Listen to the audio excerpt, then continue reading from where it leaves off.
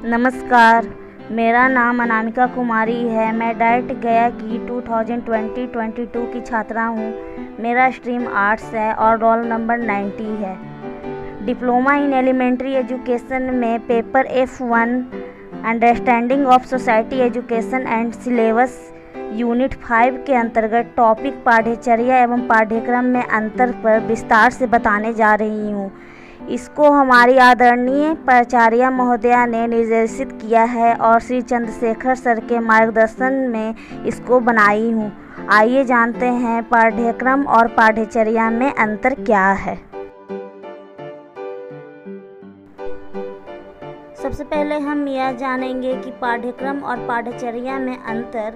जहाँ पाठ्यक्रम शिक्षण क्रिया का एक विस्तृत रूप है, वहीं पाठ्यचर्या पाठ्यक्रम का संकुचित रूप है।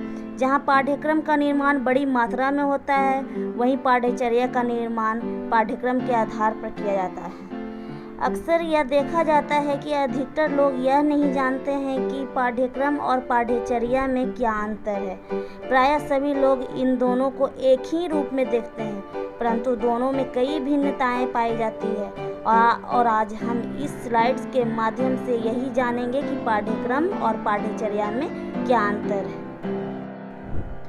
अब हम यह जानेंगे कि पाठ्यक्रम करिकुलम के जरिए छात्रों का सर्वांगीण विकास किया जाता है, जबकि पाठ्यचर्या सिलेबस द्वारा छात्रों के ज्ञानात्मक पक्ष पर अधिक बल दिया जाता है। पाठ्यक्रम का क्षेत्र विस्तृत होता है, अर्थात इसका विकास व्यापक रूप में होता है, जबकि पाठ्यचर्या या पाठ्यवस्तु का निर्माण संकुचित रूप में किया जाता है।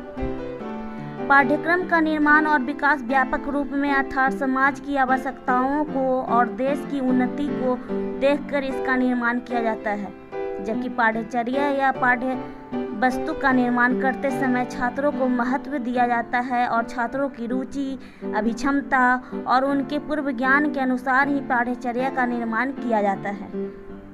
पाठ्यक्रम का निर्माण पुराने रीति रिवाजों के अनुसार होता है, अर्थात पुरानी जन्मी नीतियों के अनुसार इसका निर्माण किया जाता है। इसमें वर्तमान परिस्थितियों को ध्यान में नहीं रखा जाता है, जबकि पाठ्यचर्या का निर्माण वर्तमान परिस्थिति को ध्यान में रखकर किया जाता है और यह पाठ्यक्रम से ज़्यादा व्यावहारिक होती है। पाठ्यक्रम का निर्माण विद्यालय के प्रशासन एवं विद्यालय की व्यवस्था को ध्यान में रखते हुए किया जाता है, जबकि पाठ्यचर्या या पाठ्यवस्तु का निर्माण सिर्फ शिक्षण क्रियाओं के लिए किया जाता है। इसके अंतर्गत विषय वस्तु को एवं शिक्षण विधियों व सहायक सामग्रियों को ध्यान में रखते हुए इसका निर्माण किया जाता है।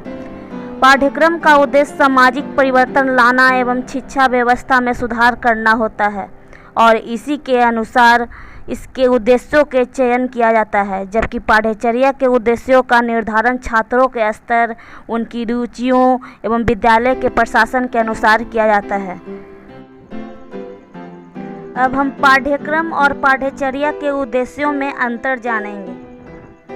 पाठ्यक्रम के उद्देश्यों का निर्माण सामाजिक आवश्यकताओं की पूर्ति हेतु किया जाता है, वही पाठ्यचर्या का निर्माण छात्रों की आवश्यकताओं एवं रुचि के अनुसार किया जाता है। पाठ्यक्रम के द्वारा सामाजिक स्वार्थ को प्रथम स्थान दिया जाता है और पाठ्यचर्या या पाठ्यवस्तु का उद्देश्य छात्रों के ज्ञानात्मक पक्ष का विकास करना होता है। पाठ्यक्रम का क्षेत्र व्यापक है और पाठ्यचर्या या पाठ्यवस्तु का क्षेत्र संकुचित है। पाठ्यवस्तु में विद्यालय में संपन्न होने वाले सभी कार्यों को शामिल किया जाता है और पाठ्यचर्या या पाठ्यवस्तु में शिक्षण कार्यों की योजनाओं को ही सम्मिलित किया जाता है। पाठ्यक्रम एक बॉडी है तो पाठ्यवस्तु उसका एक अंग है, हम ऐसा कह सकते हैं।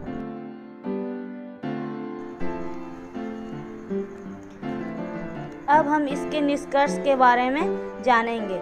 पाठ्यचर्या या पाठ्यवस्तु पाठ्यक्रम का एक भाग होता है, एक अंग होता है।